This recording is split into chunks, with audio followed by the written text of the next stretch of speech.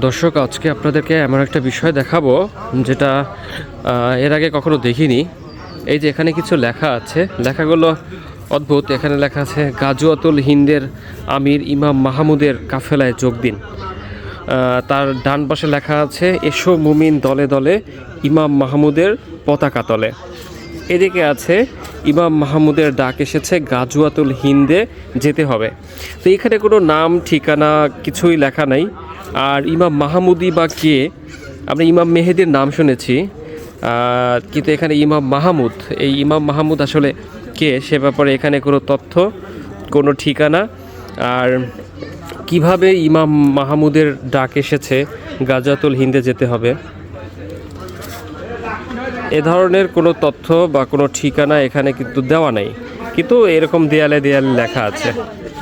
একটু দেখাই এই পাশে, এদিকেও লেখা আছে গাজওয়াতুল হিন্দের আমির ইমাম মাহমুদের কাফেলায় যোগ দিন। এদিকে দেয়ালে একই লেখা। এভাবে পাবনার অনেক জায়গায় আমরা দেখতে পাচ্ছি যে এরকম লেখা আছে। আসলে এটা দ্বারা কি বোঝাচ্ছে, কে লিখেছে, মানে সেটা কিন্তু পরিষ্কার না। এসো মুমিন দলে দলে ইমাম মাহমুদের পতাকা তলে। এদিকে আছে গাজওয়াতুল হিন্দের আমির ইমাম মাহমুদের কাফেলায় যোগ দিন।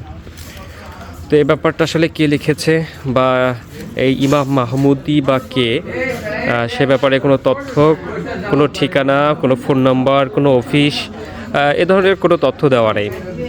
আসলে বোঝা যাচ্ছে না এটা কি, কারা লিখেছে, কেন লিখেছে, তাদের ঠিকানা কি, নাম কি, পদবি কি, কিছুই বোঝা যাচ্ছে না।